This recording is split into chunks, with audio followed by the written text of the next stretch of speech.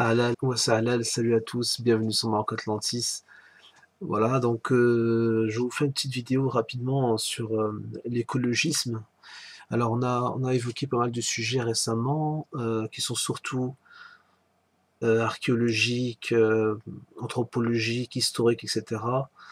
Mais on n'a pas parlé de l'écologisme, donc on va en parler.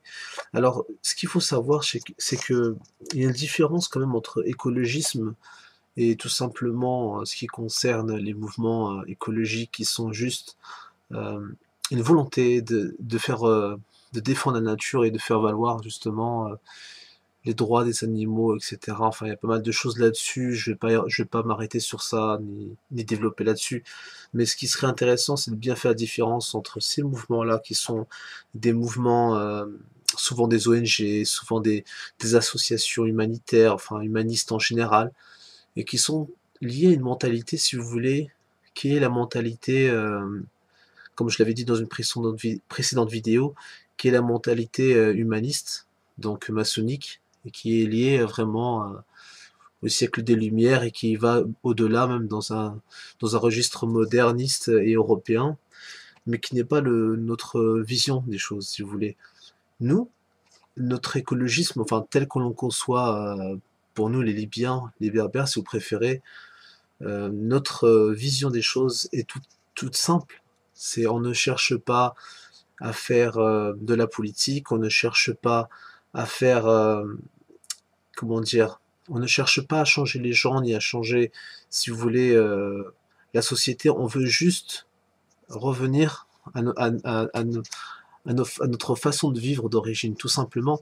C'est pas plus compliqué que ça. En fait, il faut savoir que, en tout cas pour ce qui concerne le Maroc, hein, parce qu'après c'est un peu plus compliqué pour l'Algérie, pour d'autres pays de la Grande Libye, on a un pays qui n'a pas l'énergie nucléaire, qui n'utilise pas l'énergie nucléaire, qui s'est complètement désolidarisé de ce qu'on pourrait dire le printemps arabe, entre guillemets, enfin, vous voyez, l'époque socialiste arabe, etc., avec l'arrivée du communisme et la volonté, justement, avec Nasser, etc., de créer un monde arabe unifié, industrialisé, etc. Le Maroc, c'est vraiment un pays qui s'est écarté de cette vision-là de très tôt. Donc déjà, il y a déjà 30-40 ans que ça dure, même plus. On a choisi la voie, enfin en tout cas c'était sous l'époque de Hassan II, il y a eu un choix qui s'est fait très rapidement, c'est le choix de l'agriculture. Voilà. Donc maintenant, forcément, le pays est ce qu'il est, il a évolué sans l'industrialisation. Cela ne veut pas dire qu'il n'y a pas d'industrialisation, il y en a eu évidemment, mais ce n'a pas été le moteur économique, ça n'a pas été le choix de nos dirigeants, en tout cas pour le Maroc, hein, je précise bien. Et donc, le choix qui a été fait, c'est comme je vous l'ai dit, l'agriculture. Et aujourd'hui, le Maroc est un pays un peu comme l'Espagne, mais peut-être même avec un avenir beaucoup plus prometteur, très avancé, très développé sur la question agricole, sur la question des fruits et légumes, etc., etc. Bon, pour tout ce qu'on sait, on sait que l'argan c'est un produit cosmétique aussi, c'est pas juste alimentaire, il y a beaucoup de secteurs qui sont concernés par la question. Et donc, ce qui est intéressant de voir, c'est la tournure des choses. Évidemment, le Maroc, comme tous les pays libyens, ne sont pas à l'abri de la dérive, comme en Espagne, avec l'arrivée de tous les pesticides et tous les agents, tout ça, agricoles, etc., tout ce qu'ils utilisent en tout cas. Et ça, c'est malheureusement l'évolution logique des choses, quand on veut justement baser toute une économie sur ça et vouloir tirer tout un pays avec l'agriculture. Maintenant, ce qui est intéressant, c'est quand même que c'est de voir la portée que ça a, d'avoir un secteur agricole assez développé, c'est que ça touche tout le monde. C'est vrai qu'au Maroc, maintenant, tout le monde est intéressé et développe ça, hein. Il y a beaucoup de gens qui se lancent dans l'industrialisation des fermes, etc. Ce qui est dommage, par contre, c'est qu'il y a beaucoup de gens qui délaissent l'agriculture toute simple, naturelle, écologique, biologique, si vous préférez. Et je pense que c'est justement là l'un des facteurs de déstabilisation économique et sociale, parce que maintenant les gens immigrent de plus en plus vers les villes et de moins en moins vers les campagnes, donc forcément ce déséquilibre se fait, et finalement on est en train de se tourner vers un mode d'alimentation et un mode, si vous voulez, de production qui ressemble exactement à s'y méprendre à ce que fait l'Europe et la tragédie que ça amène, hein, parce que forcément une terre surexploitée finira par être forcément, à un moment donné, elle finira par être stérile. Et c'est le cas par exemple quand on voit dans le Sahara, je ne sais pas pour ceux qui regardent, il y a les melons marocains qui poussent, on en voit partout sur le marché en France actuellement. Alors des melons du Maroc, mais si on regarde bien, ça a été produit au Sahara, et d'ailleurs peut-être même pas par des sociétés marocaines, mais en tout cas, c'est des melons qui sont fait pousser dans le Sahara, c'est quand même extraordinaire. Donc ils utilisent l'eau de, de la mer, donc qui est dessalée évidemment, et donc il y a une procédure pour pouvoir justement irriguer et planter les melons, et donc lancer une agriculture à grande échelle dans un lieu qui est aride, mais c'est quand même assez extraordinaire. Maintenant, il faut savoir, c'est que cela a un coût. Oui, voilà, c'est que c'est la terre n'accepte pas justement l'eau de mer, hein, qu'elle soit désalinisée ou pas, elle est nocive pour la terre. Donc c'est une agriculture qui fera avancer la désertification. C'est une agriculture qui est négative, qui est mauvaise pour le pays. Malheureusement, elle est tolérée, et parce que bon, elle rapporte, et que le Sahara, bah, forcément, c'est un enjeu économique et politique, etc. Donc, moi, j'encourage pas les gens à acheter ça. Franchement, je le dis franchement, il faut pas acheter ces produits-là. Et en tant que Libyen, qu'on soit du Maroc ou qu'on soit d'Algérie ou d'où qu'on soit, il faut jamais encourager ce type de productivité. Encore moins les golfs qui sont faits dans le Sahara avec l'eau de mer, etc. C'est quand même incroyable, incroyable. On est rentré dans une phase illogique, mais vraiment une phase d'autodestruction, j'allais dire, qui fait que malheureusement on est en train d'aller de plus en plus vers le modèle européen, qui est une catastrophe, on le sait. Et malheureusement, l'écologie dans tout ça, ça passe à la trappe, voilà, j'ai envie de dire ça. Et ce qui est important de savoir, c'est que l'écologie ne doit pas être quelque chose qui est lancé par des promoteurs de l'agriculture moderne, etc., mais plutôt par des gens paysans, des gens simples. Il faut revenir à la simplicité. Il y a beaucoup de gens qui plantent dans leur jardin.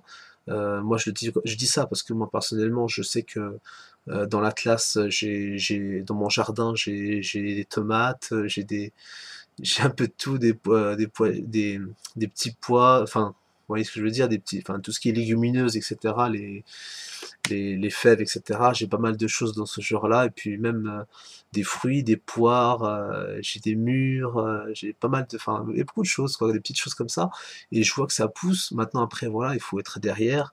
Il y a pas mal de choses qui sont à faire. Il y a aussi l'apiculture qui est très intéressante à développer, surtout chez nous.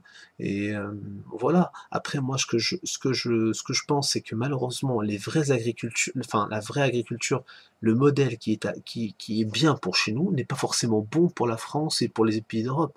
Maintenant, l'inverse, voilà, c'est pareil, vice-versa. C'est aussi à nous d'avoir notre propre vision d'agriculture. Il y a par exemple certains fruits comme le raisin qui sont miraculeux pour les pays justement qui sont arides ou transsahariens, enfin voilà, qui sont proches du Sahara.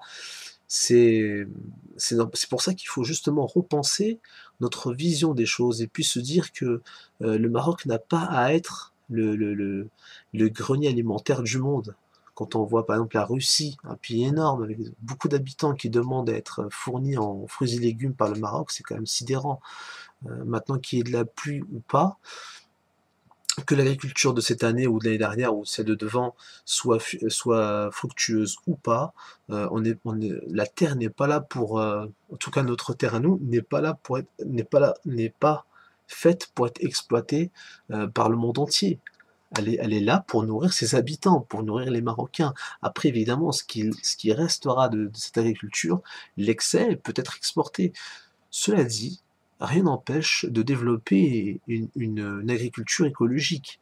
À petite échelle, ça peut être intéressant justement pour tous les biens, en particulier les Atlantes qui habitent l'Atlas, etc., de développer une agriculture durable, quelque chose qui ne détruira pas leur terre et qui leur permettra de vivre et pourra permettre aussi de développer un petit peu cela de faire connaître leurs produits à l'étranger. Il n'y a pas que l'huile d'argan.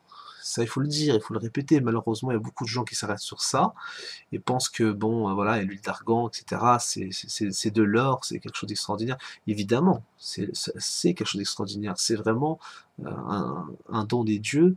Maintenant, il ne faut pas s'arrêter à ça. Il faut penser à l'avenir et comprendre que nos terres, elles ont beaucoup de potentiel. On nous parle aussi des figues de Barbarie, les fameuses figues de Barbarie qui sont très développées chez nous, on en a partout.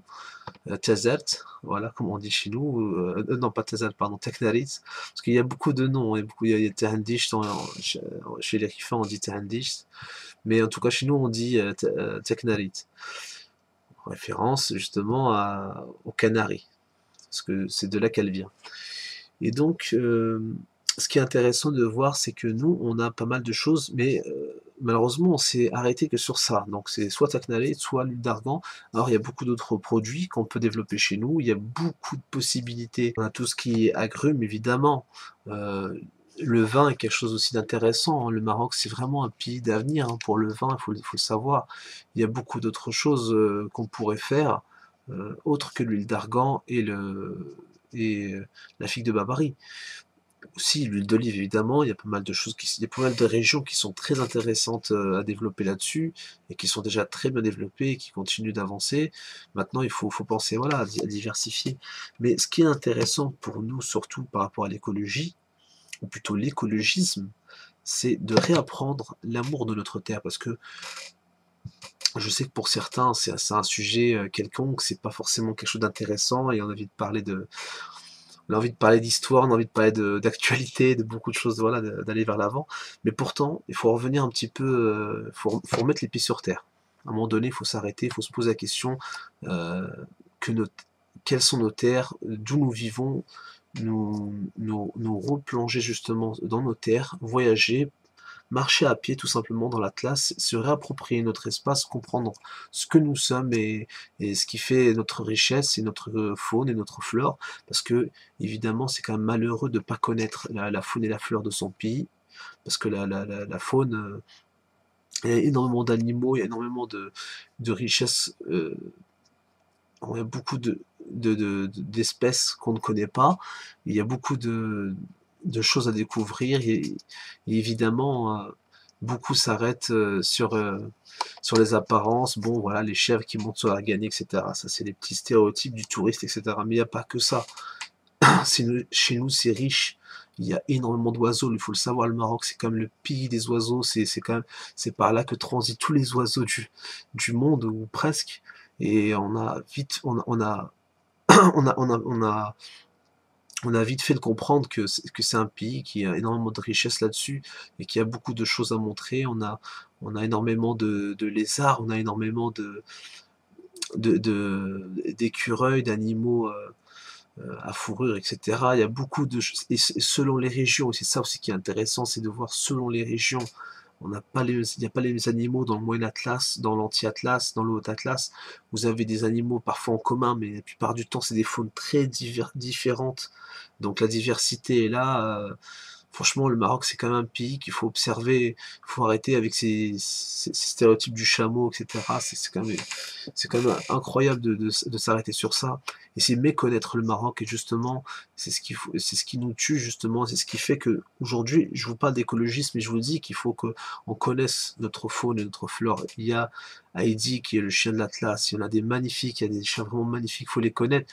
Il y a beaucoup de choses à découvrir. Franchement, il ne faut pas s'arrêter si vous voulez, sur les apparences et ces stéréotypes qu'on nous envoie, etc., régulièrement.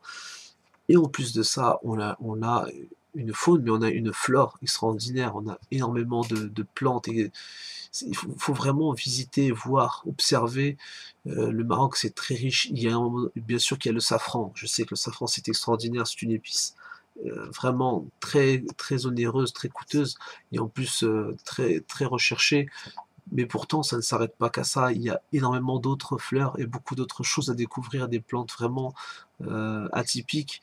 Et j'ai envie de dire, par exemple, pour le cèdre de l'Atlas, c'est vraiment un patrimoine qu'il faut défendre, parce qu'il ne faut pas oublier que le Maroc, c'est quand même la plus grande, la la plus grande forêt de cédriers au monde.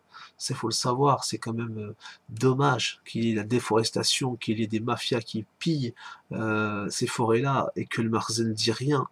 Que la police forestière, au contraire, est en quelque sorte complice, et en même temps que des pauvres gens qui coupent du bois de temps en temps pour pouvoir se réchauffer pendant l'hiver soient abattus comme des chiens par la police forestière. Ça, c'est quand même malheureux de le dire, mais c'est la réalité.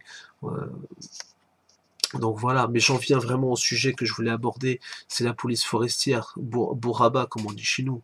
Euh, c'est, on a un problème, en tout cas chez nous, surtout dans l'Atlas, on a un problème, et plus précisément dans le sud de l'Atlas, on a un vrai problème, c'est que les gens font face à une désertification énorme, mais ça ne s'arrête pas là, on leur envoie les sangliers.